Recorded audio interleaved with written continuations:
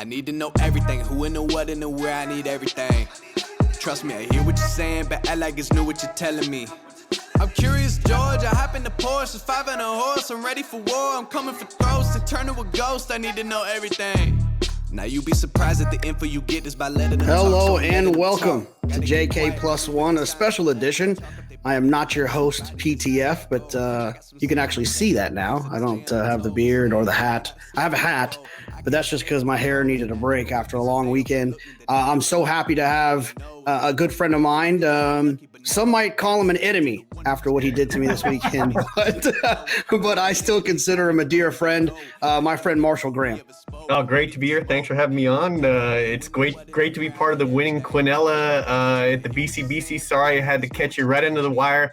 Don't say I didn't warn you. I sent you a text message right after the distaff, said telling you not to look back. I'm coming. I'm in full stride and going to go after you to the wire. No, absolutely. And for those of you who aren't familiar, the Breeders' Cup Betting Challenge took place this weekend. It's a live money betting contest, $10,000 buy-in, $7,500 bankroll. You bet with that, and then you have $2,500 goes into the middle for the prize pool. The important thing to note about it is there's a little bit some rules. On Friday, you were required to bet 3 of the 5 Breeders' Cup races. On Saturday, you were required to bet 7 of the 9, $600 on at least on those. You can bet as much as you want at any time, and you'll find out that Marshall and I made sure we did that a few times along the line. But a fun contest. I kind of said in a quote today, I consider this kind of the Masters of the handicapping contests. There might be other majors, the NHC and Belmont Challenge and some of these other events that have big dollar amounts on them. But for whatever reason, this one just feels different. And I think it's probably how the Masters is with Augusta. Yeah, I mean, I think the same way. I think this and the NHC are the two big tournaments, and they're very different, and they're both very hard to win. And it was great to be in position to take that shot at the end, to go forward. And so I'm very proud to have won it, and it's very exciting. It certainly gives me like a stamp as far as the handicapping. My handicapping chops. And we talk about it as horse players. A lot of being a horse player is the satisfaction of hitting a wager, hitting a pick six, or making the right call, but it's sort of not in the code to brag about your big scores. And so this is a real opportunity for horse players to get to sort of compete with one another, to see who's the best on any given day. And I was glad I came out on top and we were 1-2. Now, you've played in quite a few. I think I've played in every BCBC since 2014, and I am fairly certain I have never left with $1. I mean, maybe like $1 on accidents. I didn't feel like going to get it, but I have never done well in this contest. I've always been in position at times. I've made some swings, but I've never done well. Have you had a good BCBC finish before? I had a good BCBC in 2018. So at Churchill, I keyed Gunnevera underneath and hit a $400 exacta to sort of catapult me out of nowhere to finish 5th in that tournament. And so that was a big day. I had $52,000 in bankroll, got another $60,000 in prize money. So that was a nice score. So, but I played 3 other times, often left with 0. And that's, I think, the tricky thing about playing this tournament is you sort of, you're playing this tournament and you want to be betting on your own. And I had this experience when I first played the BCBC. I played it in 2015. I think it was 2015 at Keeneland. And I had a great day handicapping wise. I went all in on Run Happy. I had about $10,000 going into the Classic. And I thought Faro would win. And I wanted to win the BCBC. So I focused on exactas and tries, knowing Faro himself wouldn't get it done. I did not have FNX. I left with 0. I had done no side betting. And so I did that long drive from Lexington to Memphis the next morning thinking, what the hell happened? I had a great weekend of handicapping and came back with 0. So it's a tricky thing. You almost have to treat it like funny money. You have to do side betting of your own. If my exacta doesn't come in, I wanted to make sure I still had a good weekend for a weekend where my opinions were often right. Now, I'm going to kind of indirectly compliment myself a little bit while I compliment you, but I think it's pretty impressive in this game of handicapping contests that you've actually made a final table and won a BCBC. I'm trying to think if someone else did. I don't know if anyone else has ever won the BCBC and made a final table. I mean, I probably should have looked that up, but I think you might be the only one, huh? I don't know. I remember the year that I made when I finished 5th in the BCBC, then 3 months later I finished 9th in the NHC, and I thought, well, that's, I wonder how many people have done that in the same year. And then I looked up and there was another guy who also did the same thing. So there you go. But yeah, I don't know. Look, I mean, I'm thrilled. I feel like the BCBC is a tournament that I could win. The NHC, I just luck went my way that weekend. So. Now, I guess we'll probably have more of these kind of anecdotes come up along the way. So let's just kind of start talking a little bit about this weekend itself. Did you have a plan of what you were going to do, and did any of that change along the way? Did you have that one, here's what I'm going to do, I'm going to try to get into a position where I can do this, and then maybe I can do that? Or did you just kind of let it flow and you went when you just kind of went with the flow as it was going? No, I had a plan. I mean, my goal was to get to the Classic in a position to bet some weighted version of the exacta box that included authentic, improbable, and Tom's d'etat. The less money I had, the more my focus would be on authentic. And so, but I feel like if I got to the Classic, I wanted to do an exacta box with those 3 horses heavily weighted towards authentic. If I had even more money, I would have thrown Tiz the Law in underneath. But I really felt it was a 3 or 4 horse race, and I thought authentic would get a great trip, might get loose on the lead and be hard to run down. And so I felt very confident he'd finish 1st or 2nd. So I wanted to get to that point. I wanted to have money to get to that point. I also knew I was going to go all in on Monomoy Girl. And initially, when I was thinking about the tournament, I thought about, I bought 2 entries. So I had $7,500 bankroll on each entry. I thought about just punting my way to Monomoy Girl. And what I mean by that is just betting $600 a show, meeting my minimums, and going all the way to Monomoy Girl, then doubling my money and betting that into the Classic. I ended up deciding not to do that. And I crafted a couple of horses that I wanted to target and give myself a little bit more flexibility. So I looked at potentially Vequist, Nix Go, and Yalpan is 3 horses that I might, bet, 2,500 on, depending on my bankroll at that point, or a third of one of my tickets, to get me, to give me a little bit more wiggle room, to allow me a little bit more flexibility to try to score out earlier. But I knew where I wanted to be. I knew the Classic was the race where I wanted to make my big stand, and I knew I was going to go all in on Monomoy Girl. So those 2 things are what I knew I would do. And the reality is, I got to Monomoy Girl with about as much as I would have had if I just punted my way through, and I sort of stuck on strategy, and it worked out. Yeah, it's funny because I had a plan. It's different, but mine kind of did change a little bit. On Friday, my plan was to bet the 3 favorites that I liked just to win.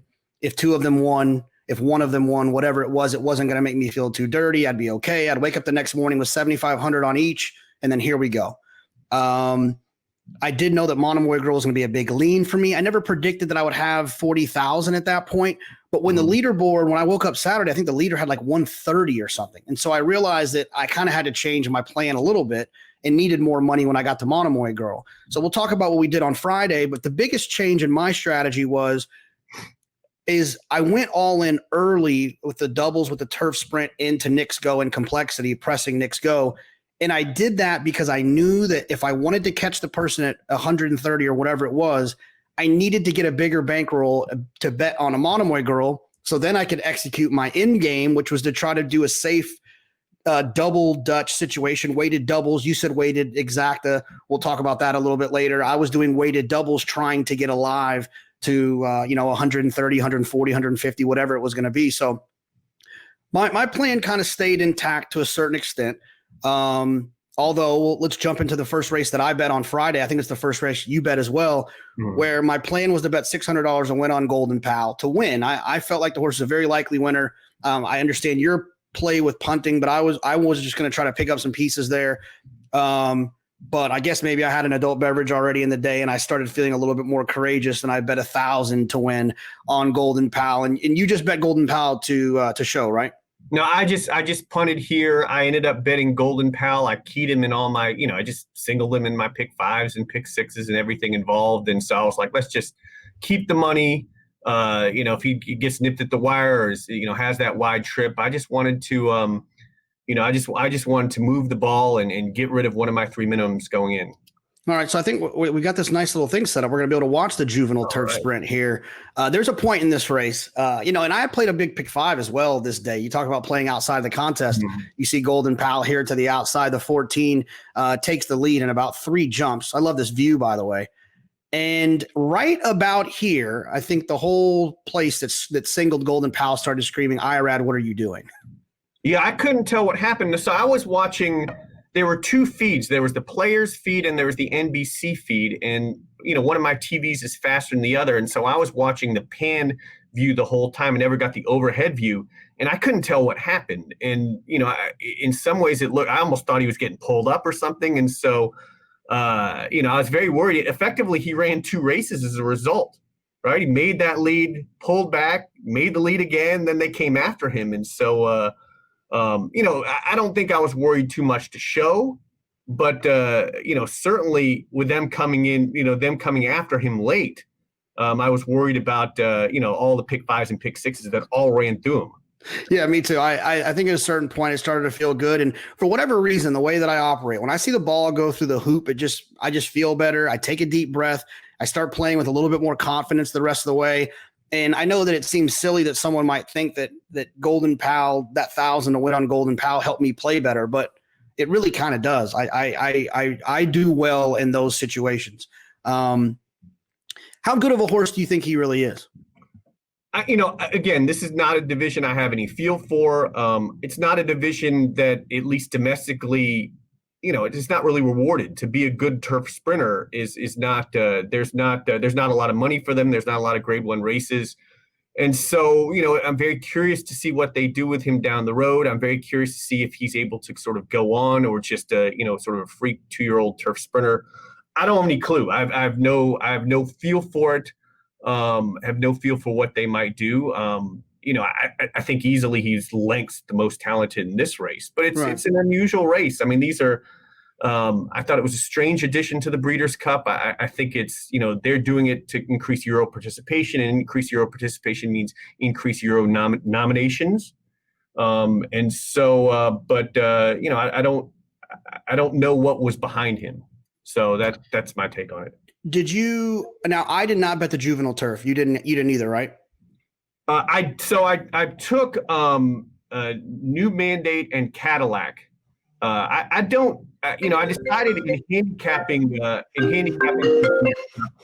that I was going to focus on dirt races. I'm a much better handicapper in dirt races, and so I certainly looked over the turf races, but I called my sources to find out what they thought. So I called Sean Borman. I called Pat Cummings to hear what he had to say about all the Euros. The one thing about not going to Keeneland is I was able to listen to all the great podcasts out there. I listened to Nick Luck. I listened to the Matisse brothers on the Sport of Kings podcast. I bought the premium package, and so I let other people do the work on the turf for me. I'm not afraid to use someone else's picks, right? And so in turf racing, I just don't, I don't really have the first clue about it. It's crazy. I teach basically a course on betting horses, and as we move more towards turf racing, I find myself more and more lost. So Pat had pushed New Mandate and Cadillac. They seem like the quality Euros. I did a double from them into Vequist. My sort of plan for the day was I was going to bet about a third of my bankroll, about $2,500 to $3,000 on Vequist. Earlier in the week, I thought I was going to go all in on Vequist. I backed down a little bit. And so I was going to start it off by playing $300 doubles, Cadillac New Mandate into Vequist. New Mandate was ranked the whole way around. Cadillac didn't get a great trip, and the maker horse won at 30-1. Luckily, he was a B on my pick fives. But $600 down the drain, no big deal. Like you say, getting the ball through the hoop I got a little bit nervous at that point. I thought, at that point, I started to worry about my Vequist pick. I thought, am I really that confident in Vequist? Is she, am I really seeing something from a handicapping perspective, or am I just a fanboy who had bet her in the spin away, who liked her because she was Parks-based, Butch Reed? I had a horse that was in that maiden race at Parks where Vequist ran. And so, I started to question myself about Vequist. And I actually backed down my wager on Vequist. And instead of, going a couple grand to win, I ended up playing a $600 double from Vequist to Aunt Pearl. And then I bet Vequist heavily in cash on the side. I'd done the same thing a year ago where I thought I was going to go all in on British Idiom and kind of chickened out, and I chickened out again. And so as we get to the Juvenile fillies, I have a lot of cash on Vequist. I have a nice double with the Aunt Pearl that will pay well. And again, the rail I think was pretty good, and she drew inside. And I was hoping she would be overlooked in the betting because of finishing second in the Frisette, and I got 6-1, so it was a good number for cash betting, and a $600 double to Aunt Pearl. If I could hit that, it'd really open things up. Yeah, we'll watch the Juvenile fillies here. This is a race where I thought that the rail was actually not. Well, I don't know if we have the Juvenile fillies. Maybe we do. We'll watch Aunt Pearl first, but Aunt Pearl was one that felt like this. I kept talking about it all week. It felt like a newspaper of record remix, the Lope de Vega, the front running, the fast. And she was unbelievable in this race. Were you nervous at any point? I was standing with someone that said she's going too fast. Did you feel that way during the race? Well, I remember when she ran at Keeneland last, they did that first quarter in 22, and then she settled to 46. And so I was worried when she popped out of there. But when she was loose at this point, I started calculating, I started thinking about that, that big double ad cash, because she was going so easily. And I thought it, and again, and maybe I was seeing things. I thought the turf there, you have to be a little bit closer anyway. And I thought it was playing that way. And she was just going so smoothly. When they popped up 47, I kicked back and, didn't even have to cheer that hard going home. I knew she was training great. I knew they were very confident in her. I was very worried. I knew they were going to send. So they made no bones about sending. And I thought initially maybe her best strategy would have been to sit right off Campanelle. But when Campanelle didn't go, Flo went with authority, and, it's over here, right? I mean, she's got this nice lead, and at this point, you're just waiting for the wire to come. I typically, put my finger over those other horses behind her and start counting down when I see the 16th pole, 6, 5, 4, 3, and hope no one comes. And so at that point, I cashed my double, paid $17,340. I think it vaulted me in the 5th place with about 24 grand. And, look, it was day one. I don't even look at the leaderboard really until the middle of day 2. I knew 24 grand was a great place to be, but, that money could disappear very quickly. But, I felt here I was rolling. I can now play a lot looser. I can now take chances to try to make the big score. Right. And so, and so I was really pleased. I was nervous when Vequist won, and I only had it lined up to the Aunt Pearl double. But Aunt Pearl really, when she got open lengths lead at that point, I was like, I did the right thing here. All is good. Before we watch Vequist, I do want to talk about what I did with Aunt Pearl, like an idiot, which often happens to me in these contests. I start getting excited. I start having fun. And I was planning on just betting 600 to win on her, 600 to win on Golden Pal. I bet 1,000 to win on Golden Pal. And then I suddenly started feeling myself, and I bet a $600 double with Aunt Pearl into Jackie's Warrior instead of just betting Aunt Pearl to win like I had initially decided I was going to that morning. So that was me misbehaving. But Vequist, let's watch the Juvenile fillies. This was the race where I felt like the inside was good on Friday.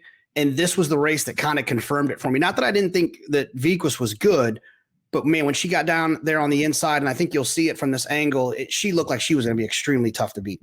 Yeah, and it really helped that the one horse didn't break, and so I knew they would show a little bit more speed. They had let Day Out of the Office get the jump on her last time, And, I knew she was training really well. And, here she's just settled behind horses. And, I felt very good about her position at this point. I had thought the rail was good. I don't know that the Juvenile ran a little bit differently. And so, maybe it wasn't as strong as I thought. But at this point, she's just sitting this perfect trip. The question was going to be, was it ever going to open up, and was she going to be good enough? With Joelle on there, I knew that she was going to get a great finish. And, here she's just settling along. I felt really good about her. Dad of the office, a nice filly, had gotten the jump on her last time in the Frizette. And so, I was a little worried about catching her. But how much of this opinion, Marshall, were you anti Princess Noor? That was a good part of it, but it was more pro Vequist. I just thought Vequist would be forgotten. I thought I would get 6 to 8 to 1 because, I feel like she fit in with these other big horses, and that everyone was forgetting about her because she was second. And I thought her race was just as good as Dad of the Office. She just didn't get the jump on the field, but she came running hard at the end. And here the C's part. Right. If you watch there's a helmet cam that they showed, and it actually tightened up here, and you can see Vequist and Joelle go through that hole. And at this point, I've got painters in my house, and there's people in my house doing other things. And I'm screaming and yelling for Joelle to open up, get through that hole. And so, I was thrilled because I had a big cash bet down, but then I was kicking myself I was like, I did the same thing as I did a year ago with British Idiom, that here I had an opinion that I felt very strongly about. And all I had was a $600 double. And much like you're saying with Aunt Pearl to Aunt Pearl to the Juvenile, to Jackie's Warrior for You, I was thinking, here's my great opinion, and I've only got it if Aunt Pearl wins. And so that was somewhat frustrating. I think it's easy to get in the trap in this contest of not taking what they give you, right? I want, 6 to 1 is nice, but I wanted to make it into something bigger, right? I want, you want to try to, get 20 or 40 or 60,000 back. You want to try to win the contest by making a smaller bet, trying to be too precise. And again, the good news for me is it worked out with Aunt Pearl, and it gave me room to open up. And I had bet enough in cash that it sort of solidified what was going to be a very good Friday for me. And that's another thing, as I already mentioned it earlier, I'd really struggled with my cash betting on top of the contest. It's a very dangerous proposition. I flew back last year from Santa Anita thinking, well, I lost both my entries in the contest and I got killed in cash. So I basically doubled my losses. And so it's something that you basically, it's something that is very risky that way. But in this case, it allowed me sort of it was a big relief because it allowed me to take a lot of chances. And really, it allowed me to treat the BCBC like funny money, because I'd won so much with Vequist, and I had won so much over the course of Friday that I was already ahead on the BCBC no matter what. And I didn't have to think about it as, hey, this is the value of buying a car, right? You start thinking about that, and you start, I can't help but start shaking if you start thinking that way, right? And for those that don't know, you're an economics professor, so being fiscally responsible is at least something that comes into your head. I've heard you say it before that you struggle with the idea of throwing away $40,000 at the end of a contest trying to win it. Did that come into play for you at any point, or did you feel pretty free this year? I felt very free this year because I knew what I wanted to do. I knew I wanted to win the thing. I already had my NHC seats, and I had such a good day in cash on Friday. I was going to be ahead regardless, and I was in a good place of mind where I wasn't thinking about it. And I think that's key. I am a loss averter, and that is I don't like to lose. And then when I get ahead, I tend to get really conservative. And so I think, at least from a mental standpoint, I played well. But I think once you start thinking about the money and what it is, I think that's part of the battle in this contest, because a lot of people, then they are playing to hit the board, or they're playing to conserve their money. And especially if they get ahead, they can be too conservative to ultimately win the contest. Now, did you have anything? Like I said, my only thing with the juveniles, I was alive to Jackie's Warrior for. I think I was alive for 12,000 total, like, between the two entries. So it was obviously would have been a nice pop if I would have got Jackie's Warrior. I didn't have essential quality anywhere, even on my pick fives. I was trying to beat that horse. Did you have anything going here, or was that it for you for the day? So I was in on essential quality and reinvestment risk to beat Jackie's Warrior. I veered towards reinvestment risk because of the price. I was getting 6-1 versus 3-1. I also thought he was going to get the rail trip. I was worried that essential quality was going to be stuck outside. I also, essential quality's prep race was, he ran really well, but everything went his way. He had the easiest trip. And so I went to reinvestment risk. I made, I don't remember what it was, but something like $1,500 win bet. And I boxed them in exactas. And so, but most of my play was through reinvestment risk. I was live in the pick five for $1.50 to all three of the big horses. And so, that put me in a good spot. I thought reinvestment risk, I kind of got nervous about reinvestment risk and just went ahead and said, forget it. I'm going to ride with Jackie's Warrior. But I thought reinvestment risk was going to end up getting a good trip down on the inside. And you see here, it's kind of tossing his head, never really actually got to the rail at that point of the race.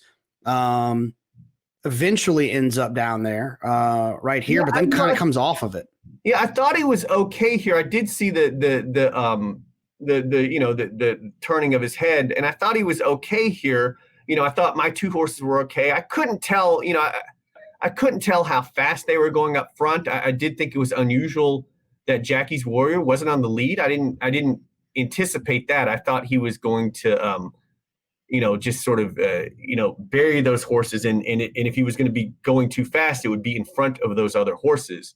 And so I didn't have a sense whether they'd start coming back to us or not. I mean, at what point did you realize you were in trouble? Right. Like almost here-ish. Like he starts to kind of range up, but then I started thinking he's ranging up 3 wide. And then I saw the fractions and they were going 45. And at this point I started thinking, good thing I got some money left over tomorrow. I had $6,900 each on each entry. My goal was 7,500 when I woke up the next day at worst case scenario. So I wasn't too far off. Doing bad in this contest on Friday can really throw you for a tailspin. No doubt. You wake up on Saturday feeling like you got to, shoot for the stars, and it can mess you up. Yeah, it's such a weird race with this. The way I guess were these juvenile races, they were run with a short stretch, right? Yep. And so, I didn't know what the hell was going on, and so I was focused on reinvestment risk, and he was flattening out. I've heard where he might be a one-turn horse. That could be the case. I only picked up essential quality late. I didn't even know who those horses were that were on the lead. I was just lost. And then essential quality got up, and again, it worked out for me in cash. It did help in the contest, but my cash play just put me in a position where I could be very, very loose on Saturday. And I'm with you on Friday. It's just, I wanted to push my money around on Friday, not really hurt myself. And that probably caused me to back up on Vequist. But the good piece of news is I got through with the double, and I was sitting in a great spot. I was sitting in 7th after day one, and so I felt great about Saturday because I had a plan for Saturday. But I would be allowed to mess around in the earlier races to try to make a big score early and really win this thing. Now, there was a guy who jumped out and had $130,000 after the first day. So I don't know, at that point, I don't know that I was thinking so much. I thought, you probably can't win with this person at 130. But I felt in a good position to hit the board, finish top 5, but yeah, there was I think what's important about that point is I felt the same way is not because that you or I didn't believe that we would try to get to 130. I just felt like everyone else would start trying to get to 130, and then it would suddenly get to 200. Mm-hmm. I think I want to say that early in the day at Del Mar, somebody hit that Stormy Liberal exacta and like rocketed up, and then people started coming, and it just became like when you have 400 people behind you, mathematically someone's going to likely catch you. And we'll talk about that when we get to the last race, about the idea of having to hit this last race in this contest to win it and whether or not that's a problem.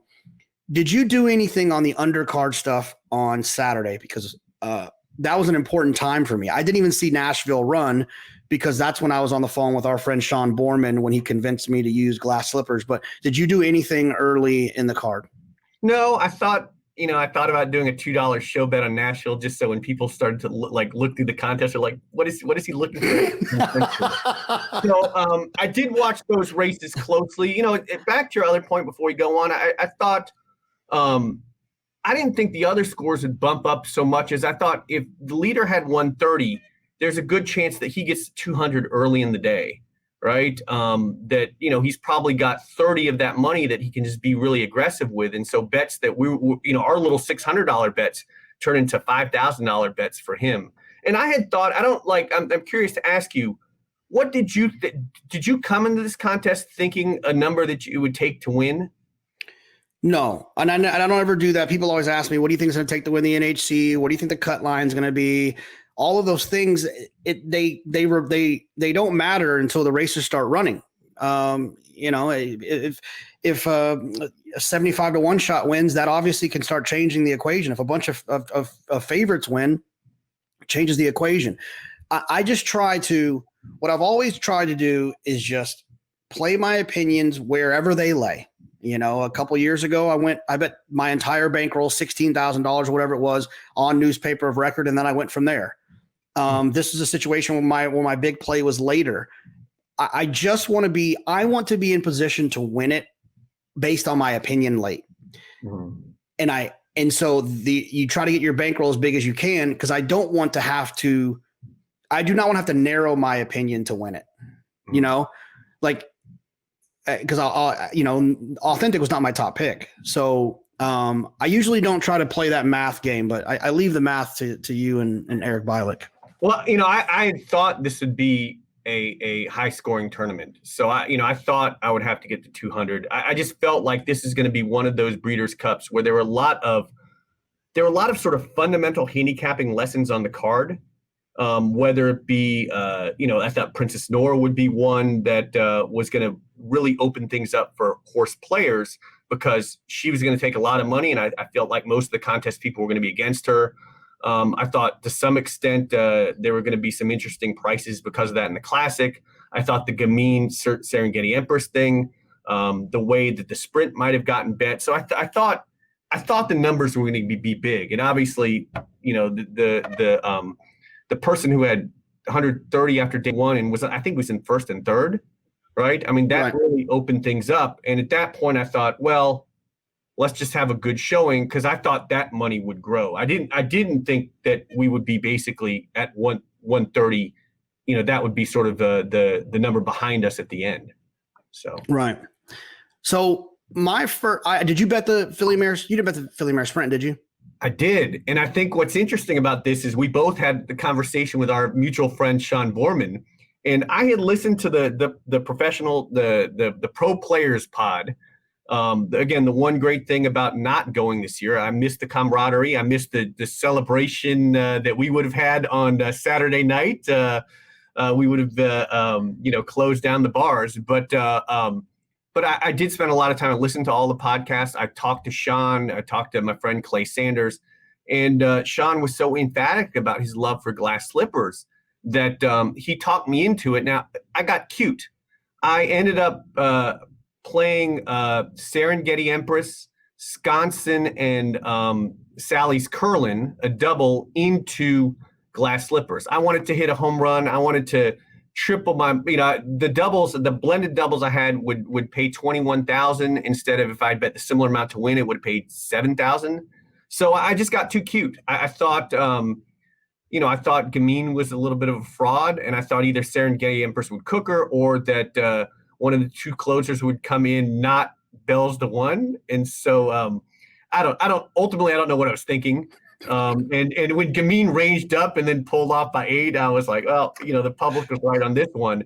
But the unfortunate part is that Sean's opinion was brilliant. And again, like I said, I was going to lean on my friends on these turf races.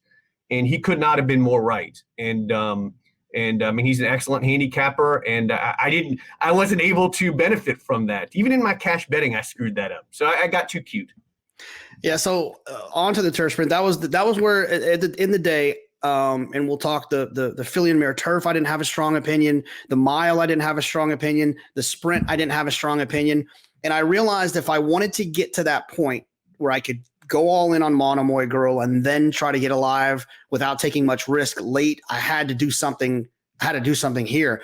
And a lot of people might think it's sick to bet 13,000 or whatever is on a turf sprint because they seem to be so random.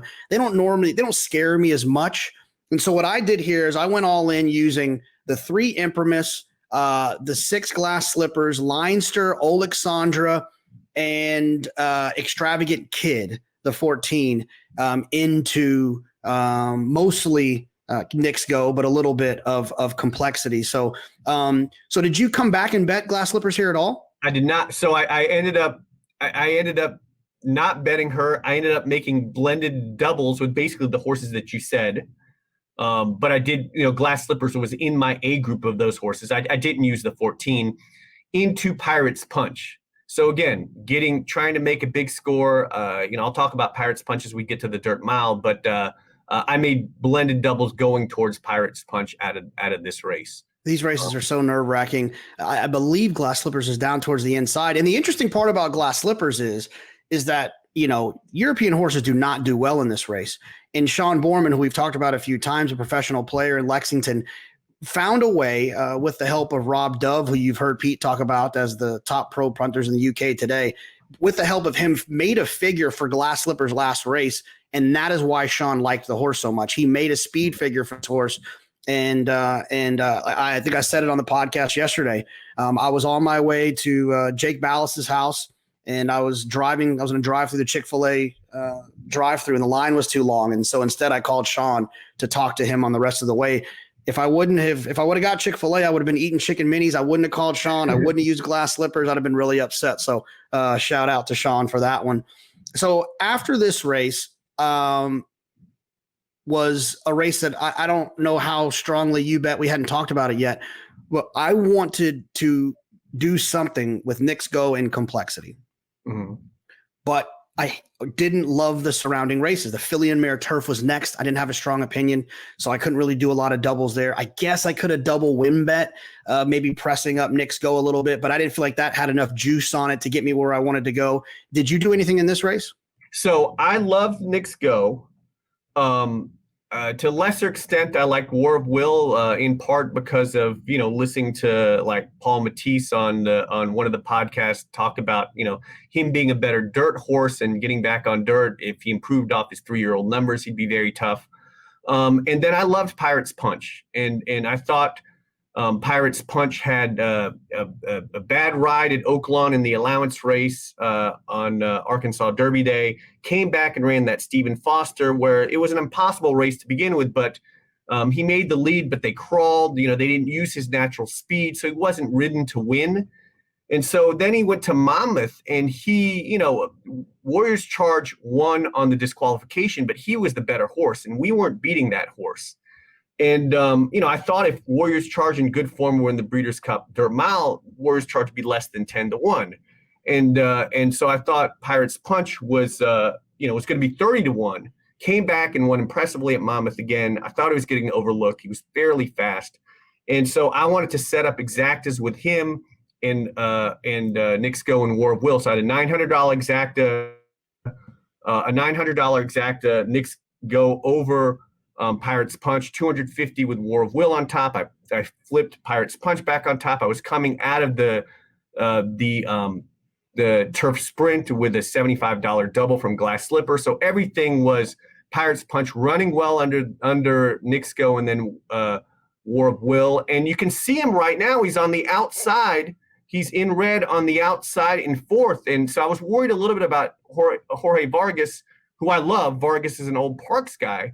But this is a pretty big mount riding in his first Breeders' Cup, riding at Keeneland. And here, my horse is in a great spot. At this point, I think I'm looking great. I'm like, well, Knicks Go is, it looks great out there. And I'm sitting there in fourth, but then he's working on the horse down the backside. And I'm like, well, so much for that. And they Yeah, were right. going pretty fast though. And I know.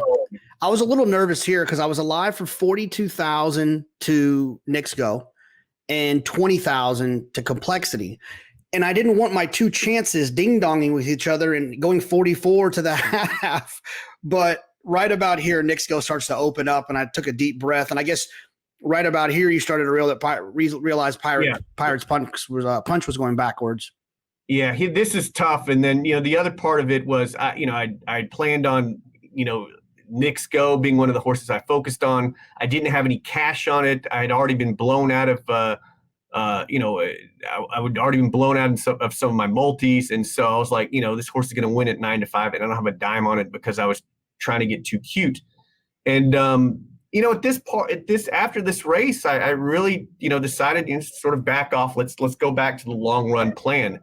But, he ran huge, and, he was coming out of that 3 other than at Keeneland. And I didn't consider that a negative. I think that, Brad will go in those easy spots, build a horse's confidence. We remember this horse is a super talented 2-year-old, right? Ran really well in that juvenile, had gone sour for Ben Colebrook. They'd given a lot of time. They've been very patient with, and that horse always had talent, always has had this big race in it.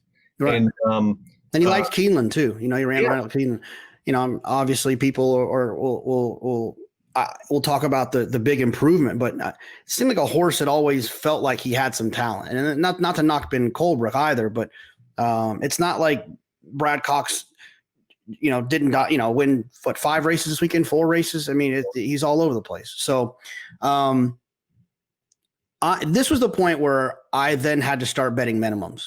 I just had to I had to bet every minimum. I had to bet every race the rest of the way, at least $600, which actually comes into play when I was making my all-in double play. I remembered that I needed to save $600 to bet the Classic, or I would have lost 10,000 points.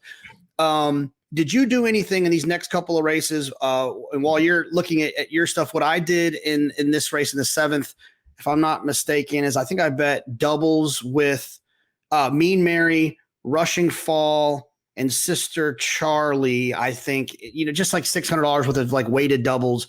And I missed this leg. So that was $600 down the drain.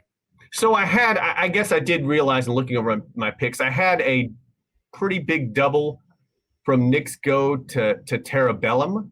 Terrabellum was, again, European horse. My contact, Pat Cummings, with his European contacts, they really liked. And so, I made a big double from Knicks Go into Terrabellum. And so I did end up betting Terrabellum under Rushing Fall in exactas. I actually don't, I was looking over my bets. I don't remember making these bets, but I guess at this point, I was still, I still had 20 grand. So I was, was taking some shots here. And so, again, I was live to big double to Terrabellum, and I made some exactas behind Rushing Fall as a saver. And it was at this point, I don't even remember the horse's name that won, but at this point, it's really after this race, I'm like, okay, I'm sitting on my hands now, right? Yeah. But this horse winning, it shaved down my pick 6 to a very small amount, small number of legs alive, and then it sawed off all my other multis.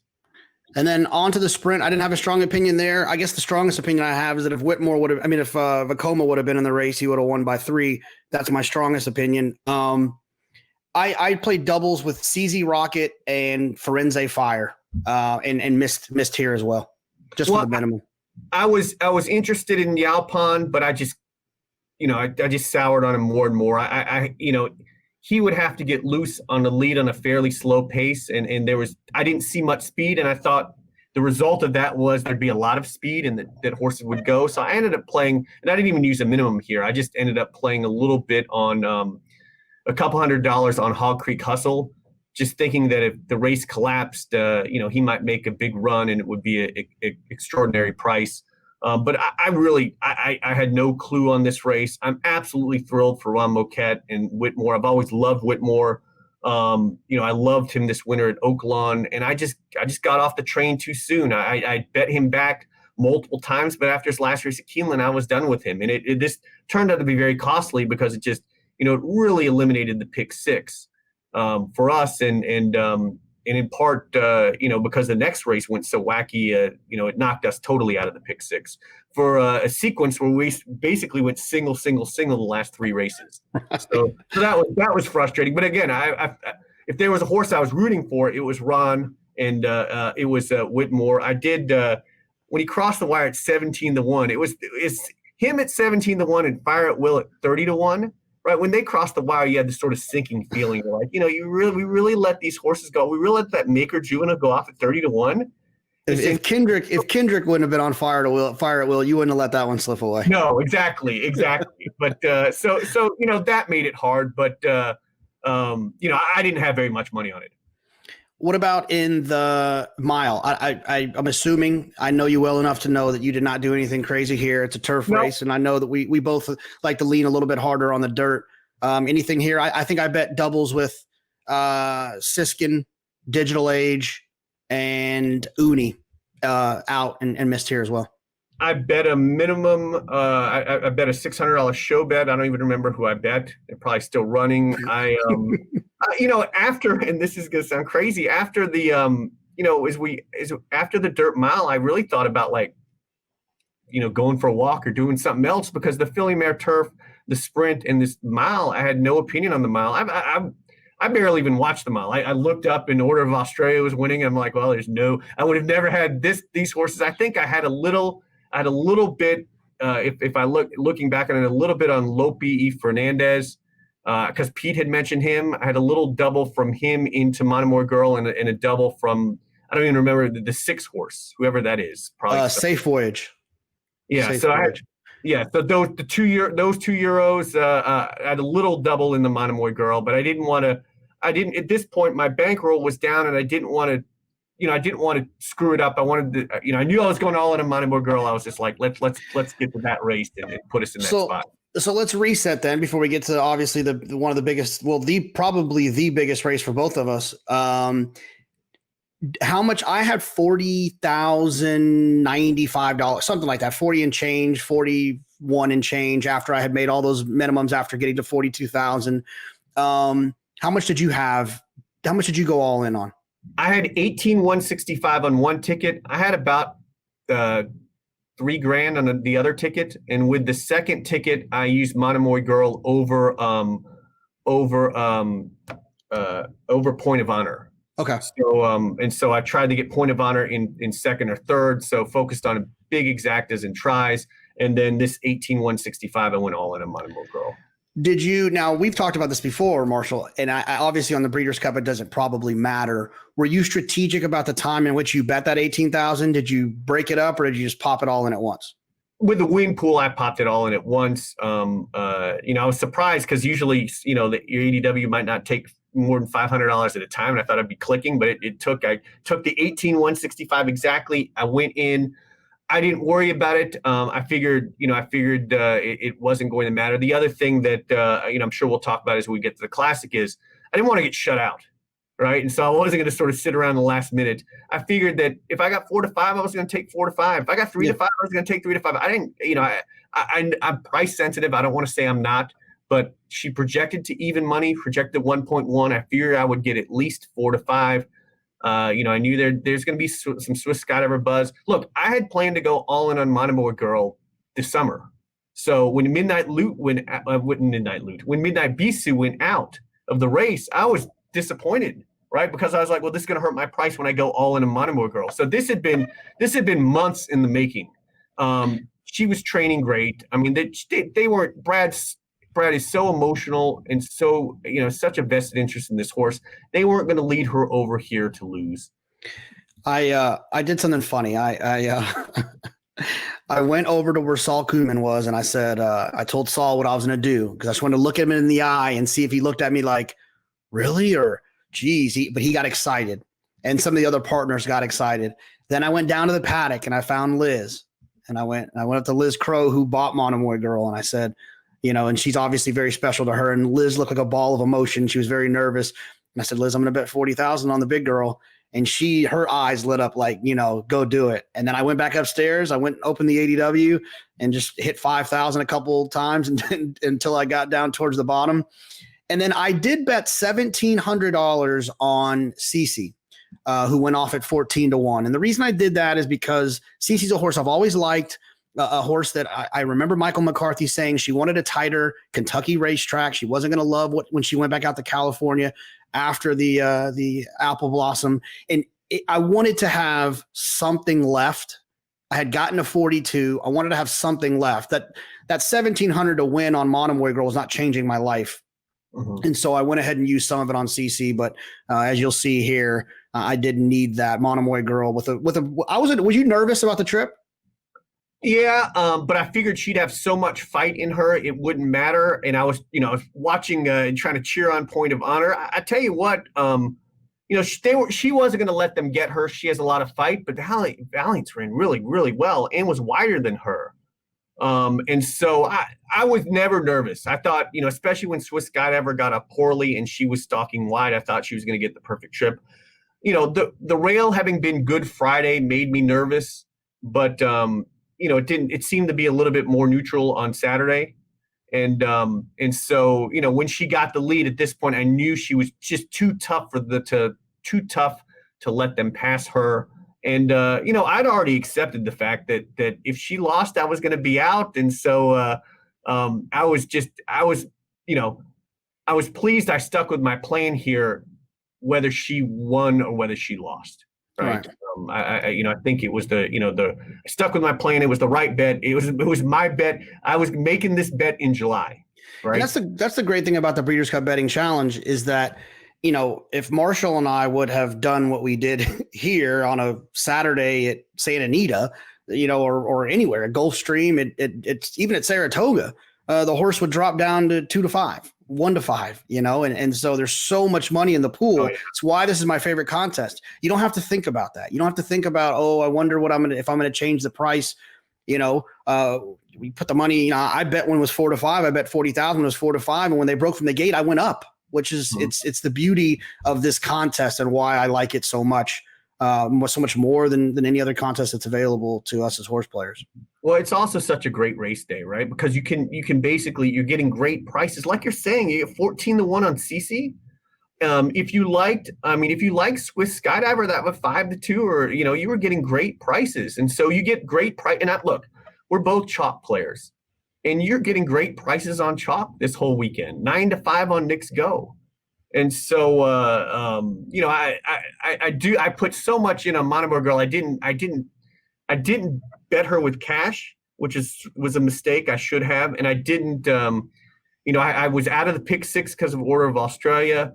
I was out of 5 of 6 as well. And I didn't circle back on a pick 3 or anything. So my cash wagering kind of went to hell today because you get so wrapped up in the contest. But yeah, doubled 18,165 to 36,330, and this is again, I was making this bet in July.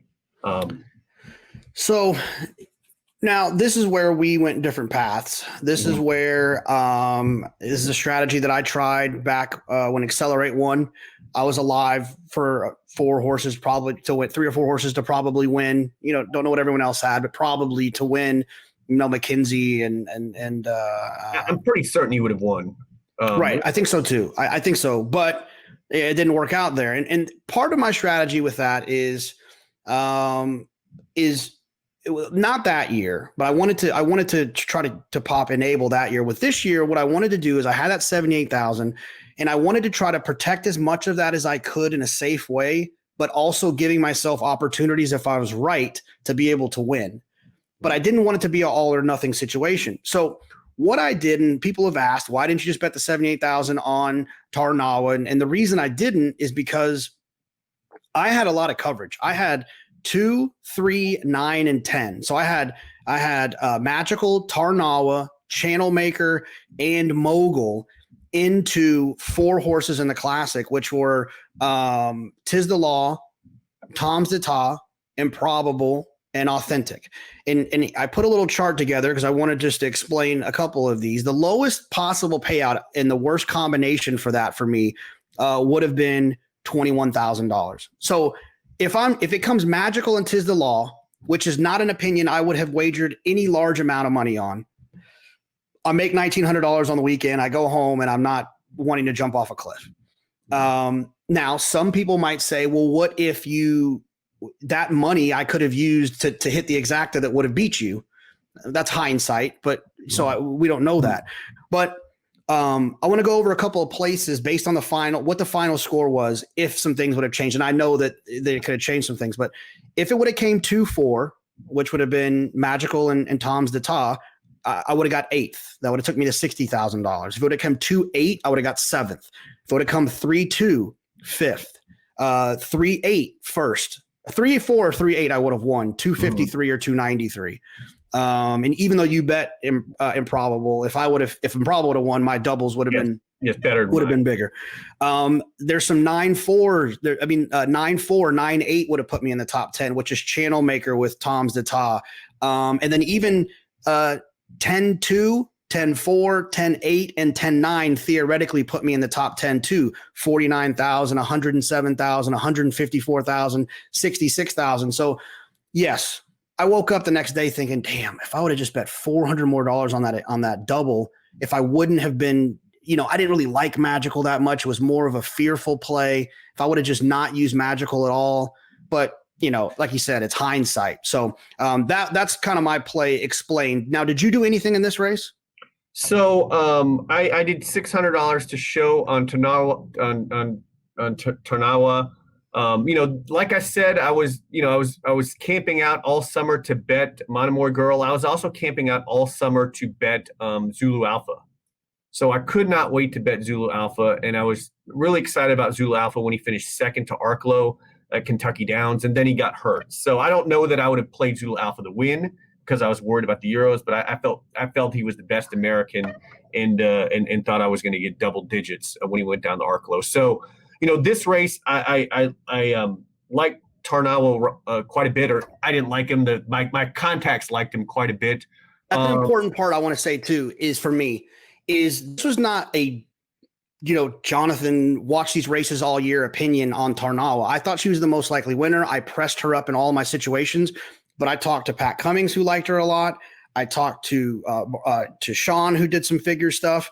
I talked to the Matisse brothers, who did some visual stuff, and I talked to Nick Luck, who liked Tarnawa. So the idea that I'm going to bet $78,000 on what 6 other people think and just ride it out on that's another reason why I kind of approached this race the same way I did. This was someone else's opinion, not mine. Yeah, look, but those are all excellent handicappers, and those people did the homework. And I couldn't even tell you what races Tarnawa ran in this year, whether they were in France or in England.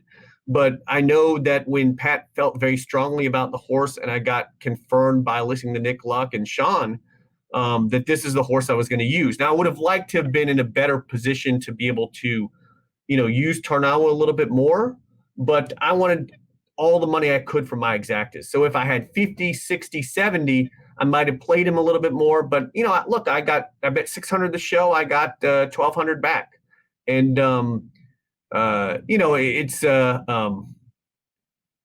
she showed an incredible turn of foot. I mean, they go in a mile and a half. I know. It's really breathtaking. And, you're watching it here and they're going slow. And I'm like, are they going to let Channel Maker, who, kind of it's had a very nice year, but, I would have thought would have been a B teamer last year.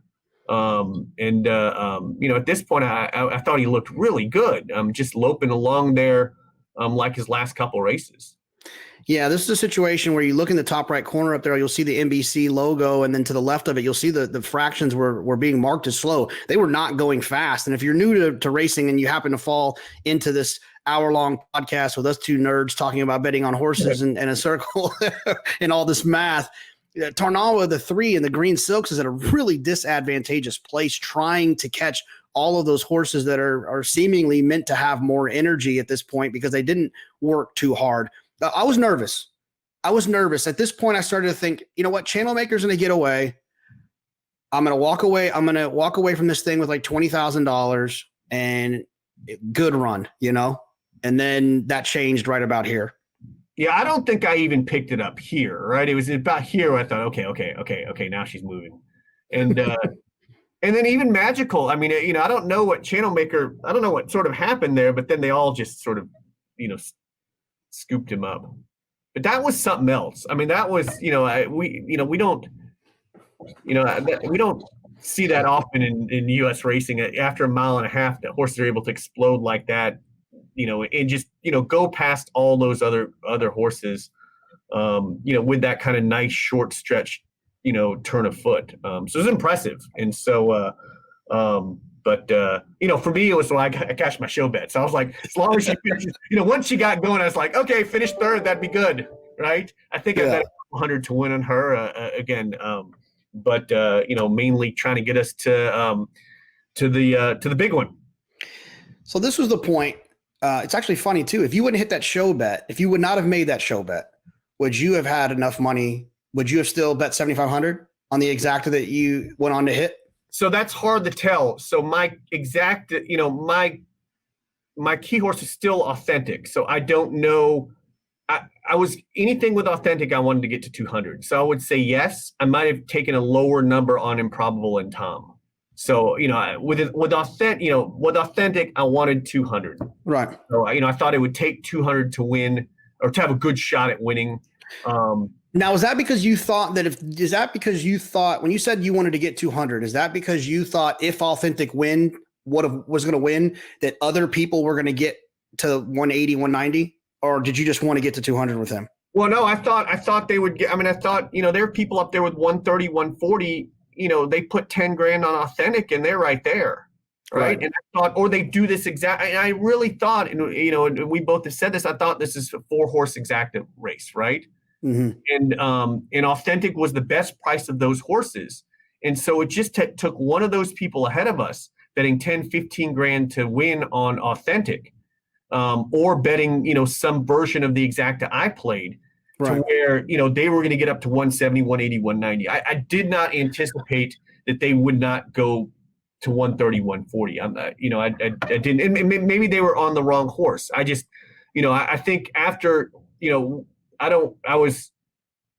were you in? You were in third place at this point, right? I think so. Yeah, I think I was in third. Yeah. 78. I think I was in third. Maybe fourth. No, third. I just thought there were going to be some big, even like a $30,000 or $40,000 all win bet. Now I know that what is it? Dave Portnoy was going to bet Authentic and ended up getting talked off and went all in on Improbable. Now we would have still beaten him, but he would have jumped up to 140, right? Yeah. So the thing is, I assume there would be other people like that. You have 40, 50 grand, you go all in on Authentic, which I think is one of the reasonable 4 horses to have. So I felt strongly I had to get to 200 to have a chance to win. And I actually, and we talk about this after the race, I thought I'd lost when the number came back 170, and I was sort of sick to my stomach because I knew I'd had the day of my life, but I wanted to win. Yeah. So let's talk about that 30 minutes, because it was different, I think, for both of us. You were working and I was nervously excited because I couldn't do anything at that point. It was over. One of the things I did was I called the tournament director before Tarnawa because I didn't want to mess it up. And I asked for permission to bet my win bet in the final because I was going all in. And the adrenaline of betting $78,000, I just didn't want to have to remember to save 600 to bet the whatever. And so the reason that rule is even there so that people aren't hiding money from a leaderboard standpoint. And so I had gotten permission to do that. Other people had gotten permission to bet early because they had to leave or had to go to a baseball game or whatever. So it's not any funny business. So I went ahead and bet my 600. So I didn't have to worry about that. And I actually bet it on Improbable. Once they cross the wire for Tarnawa, the fun thing to do in these situations is to go to your Excel sheet and do the math on what you're alive for. If the 2 wins, it's this. And so I was alive to just to remind everyone, I was alive to Tis the Law for 124,000, Tom's D'Etat for 235, Improbable for 293, and Authentic for 161. So in that moment, I started thinking, okay, well, no one jumped up in that race. So 3 of those horses will get me the win. And then I started thinking, okay, who can I call and tell and talk to about it? And I said this on the podcast yesterday. The first person that popped in my mind was my dad. And if you weren't familiar, my dad is the one who introduced me to this game. And he recently passed a couple of weeks ago on October 17th. And he's that person I would have called to say, Dad, we're alive to whatever. And he would have been fired up and he would have asked me over and over again, well, no, hold on. What now? Dad, 2, 4, 8, and 9. Okay, so hold on. So what? And so that would have been a fun little deal.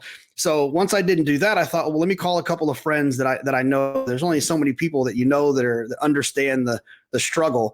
And I called Marshall, and I'm so excited. I'm like, Marshall, I'm allowed to. He goes, stop. Whoa, Jonathan, stop. I'm about to try to beat you. Don't tell me who you have. And he cut me off. So. Yeah, I didn't want you to, you start telling me these numbers. Well, that starts getting in my head. I start shooting for, I start know what to shoot for. I got to say, even with 36 grand, I was at the point where I got to play what I wanted to play. So I thought I could win it, right? I really felt very confident in my play. And so, but it is funny you call it, because usually, often we talk about like some of the doubles you play, and you'll even call before. Right. And talk about how to get the best, how to make it line up. Right. So I should give a shout out. I used a nice tool, an Excel tool that our friend Eric Violet created. And it's a way it's a way that you can kind of put some odds towards horses to value. You can kind of value your opinion, and it will shoot out to you what the dollars amount are. When people look at my plays, they're going to think it's weird because I hit a $5,440 double. I was alive to improbable for a $21,760 double. I just did once I put in what I wanted and I weighed it the way that I wanted it to be weighed. That's what it came out. And instead of trying to round up and all that nonsense, I just played what it told me to do. So you're right. I would have normally called you before and asked you for some help, but you had threatened to me in a text earlier that you were coming for me, so I didn't want to do that. I had a head full of steam. So like I was, I did I imagine the thing I have, it works very similar to what Eric had. I was, but I was also taking the Excel from the exacta probables, putting them to Excel, seeing what my numbers were. I was making it so if authentic ran in so I boxed 4 horses, right? Or 3 horses. I boxed authentic, improbable, and Tom's d'etat. If authentic finished 1-2, so authentic over Tom's d'etat and improbable, or authentic under Tom's d'etat or improbable, I was shooting for 200. If Tom and improbable, if that was the exacta box, I was going to get 80. And so I arranged the ticket basically around those numbers. I tried to initially make it, I knew that the exacta was going to drop, in part because of my bet, in part because of other bets. And so I had, actually, initially shot at about 220, figuring the numbers would come down. And so I made my bets with about 8 minutes to post. I saw the numbers start to drop, obviously because of my bet, but then other bets coming in. And so I knew that, especially to improbable, that my numbers were going to be below 200. And I could, I thought about, with about 3 minutes to post, canceling and then putting them back in. But it's nerve-wracking. I've been there before, where you want to try to correct it, but the odds of just canceling and then having to do it again, it's just very nerve-wracking. No, and the other part of that is I've had, this could be the one time my power goes out, my internet goes out. On Derby Day, I've canceled superfecta bets and then not been able to put them in because of the tote. And so I just didn't want anything to go wrong. I'm like, look, it's a lot of money. I'll go with it. So here's what I was alive to. You had mentioned what you were alive to in the doubles. Tom over improbable would have been 93,500. Improbable over Tom would have been 86,828. Improbable over authentic would have been 160,600. So that really came in. Tom, 160,600. Oh, that's funny because I got like 161. That's hilarious. Yeah, so that was improbable over authentic. You would have won, though. Tom over authentic would have been 197,600. And all those, both those I'm second because you have Tom, right? And I figure if it's Tom and improbable, I finished 5th. So, and then authentic over improbable was 170,250. That's what paid. And then authentic over Tom was 223,820. Obviously wasn't as balanced as I could want it to be. I ended up betting about 0.5% of the exacta pool. When you bet 5% of the total doubles pool, right? So, I do think that these things that they get arbitraged away. So, but it is interesting to think that, I think I tweeted the other day is that the double paid $59, and if it had paid $62, you win. And so it's a small difference. The difference in our finish is $9,000, which looks like a lot because it's more than one entry, right? But it's really just a couple dollars in that double. That's sort of the difference there. And so it was a very small difference, and especially, even with these bigger pools, it can make a difference. On a small, even there's not another day outside of Derby Day where you could have done what you did and not really hurt yourself, right? Yeah, right. And the other thing is because you're putting money on losing combinations as well. I mean, because you make 16 bets, one of them is going to win, or one of them could win. 15 will lose. So that's money that's helping not mess up your price. And then once the race was over, I was excited because I knew I got to 161. I knew that technically I was first on the leaderboard if no one else hit. So that's a nice thing to know. And I'm like, well, we're all hitting refresh like crazy. It froze, right? The leaderboard disappeared for a while. So then I called Marshall and I said, "Did you hit?" And he said, "Yes, I got to 171." And then I felt a little deflated, or 170, but a little deflated because then I knew for sure I was second, which is fine. I was happy for you. And obviously we'll talk about that later too as well. But then just like you, I started worrying, well, if we could definitely get fourth or fifth here. We don't have to be first and second. It could be fourth and fifth. It could be sixth and seventh. I mean, I have no idea what anyone else hit. So we're hitting refresh. Finally, I remembered that we haven't watched the classic yet. Yeah. I guess we should watch it. While we're watching it, I remembered that Tim Schramm, the tournament director, they had all set up shop upstairs. And I realized that was the answer to the test. So we go up there, we get all of our stuff, we go up there, and I'm sitting there, and they're all like in front of us, Jim Goodman, and they're all in front of a screen, like, making sure that we all bet our minimums and all that stuff. And I'm waiting, and Tim turns around and he gave me the thumbs up, and I was like, "Did I win?" And he's like, "No, second." And I was like, "Marshall won?" He's like, "Marshall won." And I was like, "Oh, that I called you and told you." And then that was a lot of fun. I'm pretty sure that was you and I were the first ones to know. No, that was huge. I had walked downstairs to tell I hadn't told my wife. I told him, hey, I'm in seventh now, or hey, I have 30 grand now, but I hadn't told him about my bet or where I was. And so I said, hey, I cashed for 170, but I probably finished second or third. So I was sort of bummed out about it because I really thought we'd get swept by. But no, that was an incredible feeling. And, I tell you, when Authentic cleared, I was just looking for my exacta because I thought he was going to win at this point, right? And I was like, I was looking for Tom. I was worried about some of the others, worried about Global Campaign. I thought Improbable was really wide. And so, I saw them come to him here. And then he gets out a little bit, right? Gets off the rail. And I had this fear that he was interfering with Global Campaign. And so I started to like worry about like the stewards. I'm like, yeah. You can just see it. I thought maximum security was coming for a second and a half right here. Yeah, me too. So I thought Max is coming up the rail, which I thought Max had no prayer. And and Authentic comes out here, and then and then Global Campaign goes inside of him. I got worried about that. And then here I'm just cheering on Improbable, right? Come on, Improbable, get to the. You and I both. Trying to figure out who's that coming from behind. And but for Authentic, once they let him clear, I felt really, really good about, the top part of the exacta or even the top. I felt really good about him finishing the top two. And so, at that point, it was just, focus on one thing. It's hard, you're betting, if you're betting exactas or tries, you're trying to, watch these races and figure out where your horse is. And, if the right horses are with it for it. But this one was easy to watch because I had the horse on the lead and I had one of the closers and one of the stalkers. And so it worked out well. It was a great feeling to hit. And then, the anxious 10 minutes, just not knowing because, we're both competitive. We both want to win. We both want to put this up on our mantle. We don't get many chances to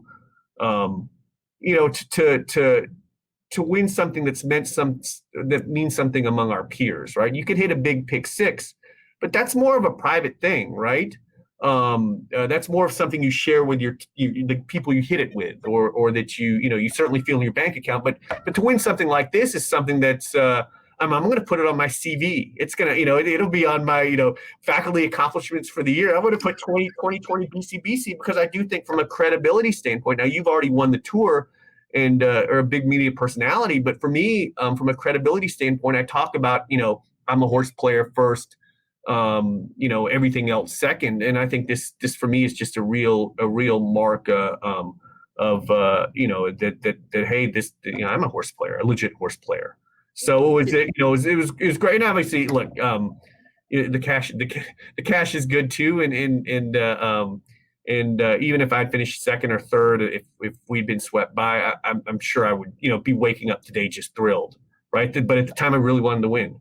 No, of course. And I've long said this before. I think there's a lot of people in this industry that have a lot to offer, that are in positions and sitting on boards and things that are CEOs of different situations and running racetracks. But I think that, and you brought yourself to at least an equal standpoint. I think with this other person is you and Paul Matisse uniquely have accomplished high levels as owners, as breeders, and then also, like you said, have been solidified as horse players and winning these championship events. When you winning the BCBC, and then Paul obviously winning the NHC. I think it gives you perspective that I think is really important to be brought to the table, where you understand the horseman's plight. You understand why they are holding on to takeout. You understand why. You get it.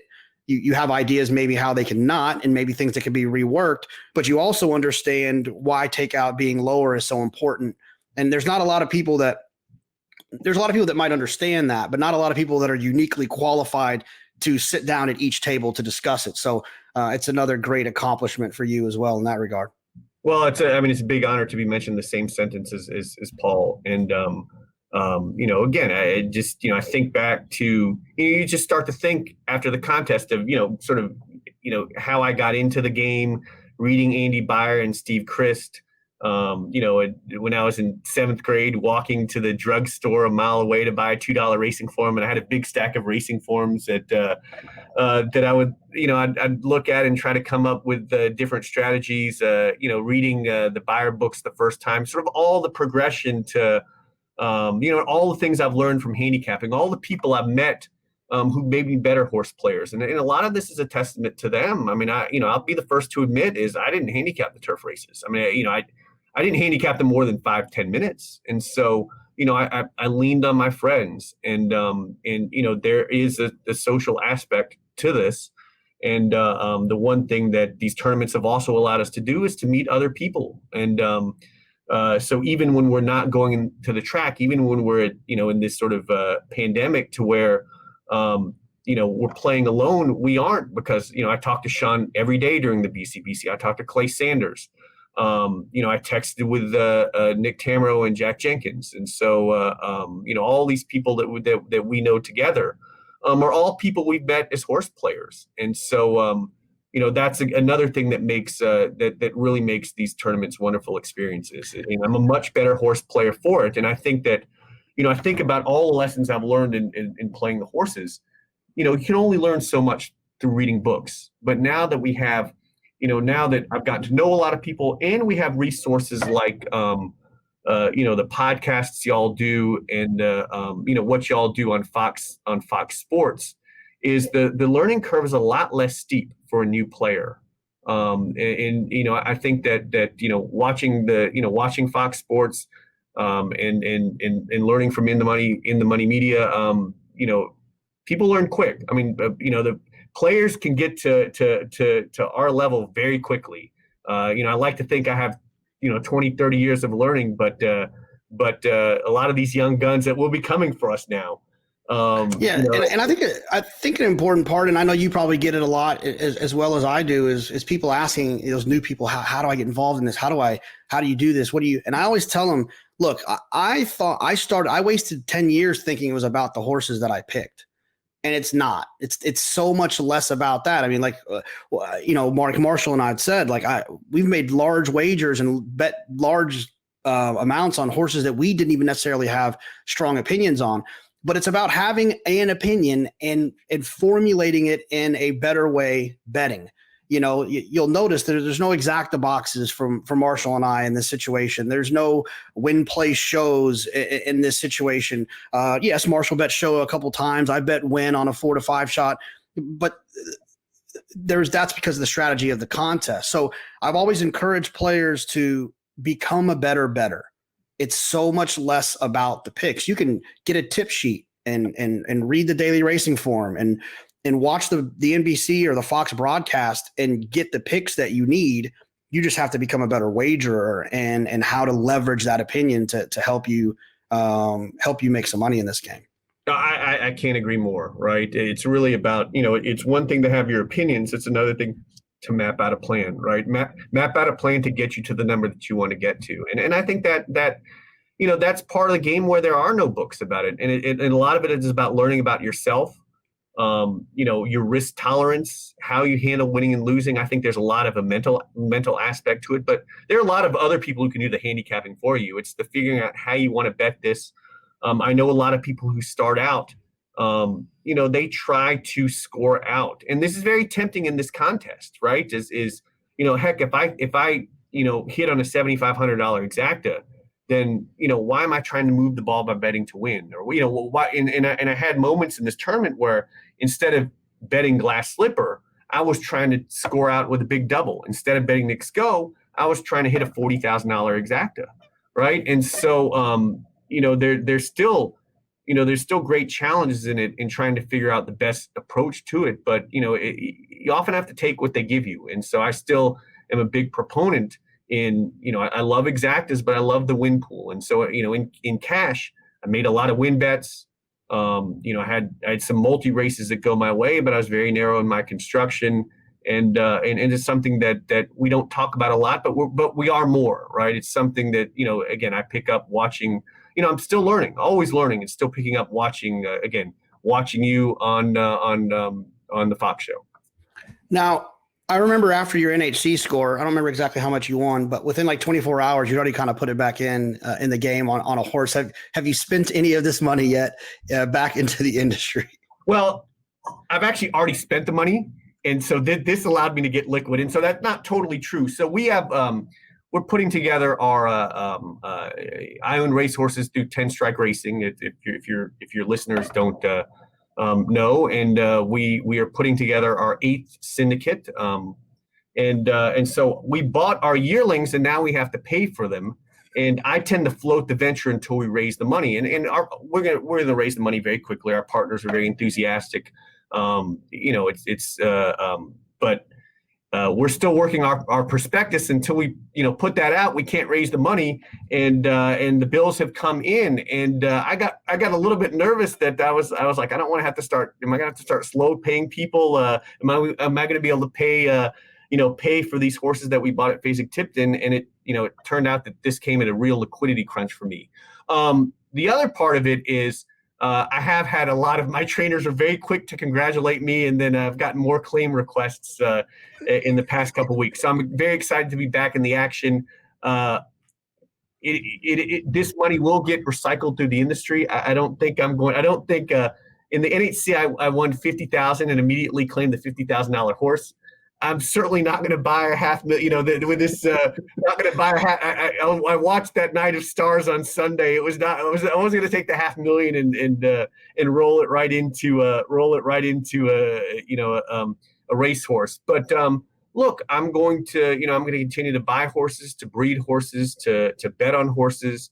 It'll be pushed through the industry into good use. And I never thought I'd be in a position to own racehorses, and it's great that that's happened. And so really, when I get a big score, I don't think about am I going to, how is this going to, am I going to, how is this going to change my life? I think about it in terms of what's this big bankroll that goes towards racing. I don't.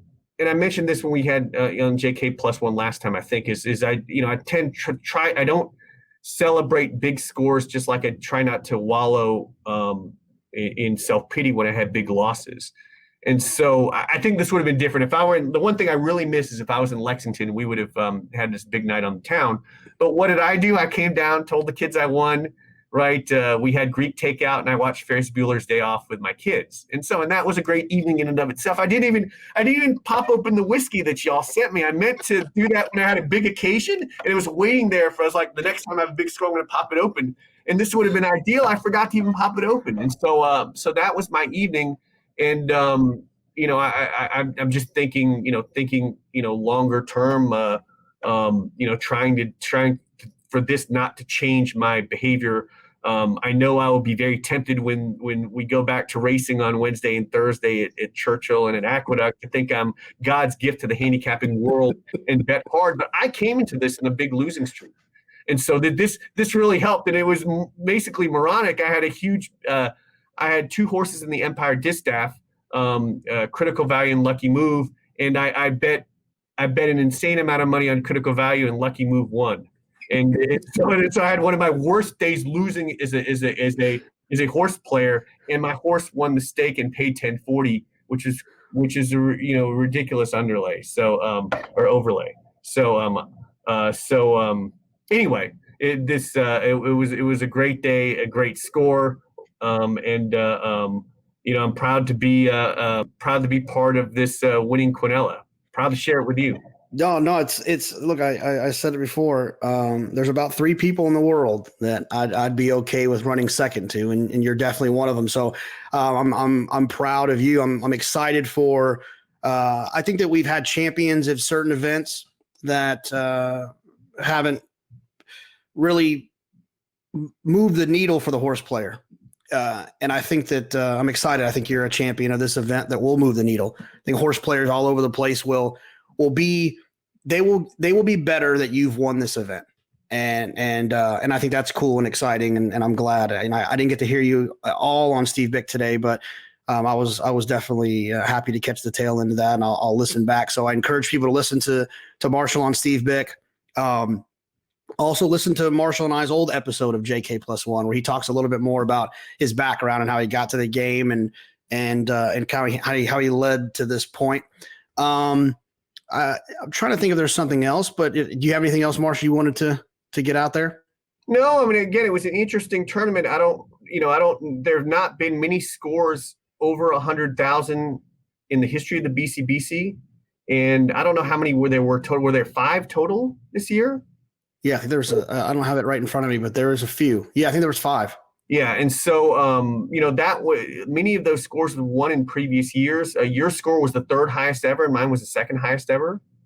I don't know what that means for future tournaments, but there were some big numbers this year, and I meant to find out who I've always taken pride in the churn champion. I think I might have got you the churn champion. What did you do? You know what you churned offhand? Because I churned 73. Well, I had to churn more than that because you had 78 of the yeah. So you definitely churned more than me. I churned 73. 110, 123, 125-ish. Yeah, you did that. No rebate though. I'm pretty sure, given that there wasn't a lot of movement, unless those people were just churning. I don't think with a lot of movement below us there was a lot of anyone who churned as much as you did. I mean, that's an insane. If you think about it, you churn more than 10 times. No, more than 8 times what you started with, right? That's a huge churn. So, and that's again, it's throwing it all in, boost those churn numbers. There we go. Yeah, absolutely. Well, congratulations. We're excited for you. I know the horse playing community is. You deserve it. You've put in your time, that's for sure, and put in your churn as well as a player, as an individual. So it's always good to see that. And like I said, I'm excited to see you represent this event and us as horse players until next year's champion. All right. Well, I appreciate it. I will do my best to represent horse players. And again, I enjoyed the great work that you do on Fox, and of course, all the stuff on In the Money. I was a premium subscriber, and I listened to all the podcasts in preparation for the Breeders' Cup, and they were a huge help. Awesome. Thanks, Marshall. Appreciate it. Thanks. All right. Well, I guess I got to wrap this thing up since we're gonna make an audio version of this as well and a video. So I will say thanks for joining us. Thanks for checking in with Marshall and I, and it was a lot of fun. And we will. Marshall's the first repeat JK+1 guest, and I'm sure he'll be on again in the near future. Thanks for listening, and we'll see you next time. I need to know everything, who and the what and the where, I need everything. Trust me, I hear what you're saying, but act like it's new what you're telling me. I'm curious, George, I hop in the Porsche, 5 and a horse, I'm ready for war, I'm coming for throats, to turn to a ghost, I need to know everything. Now you be surprised at the info you get is by letting them talk, so I'm letting them talk. Gotta keep quiet, maneuver in silence to let them in, chalk up their body, another one body, that's just how it go. I got some secrets, I'm shaking the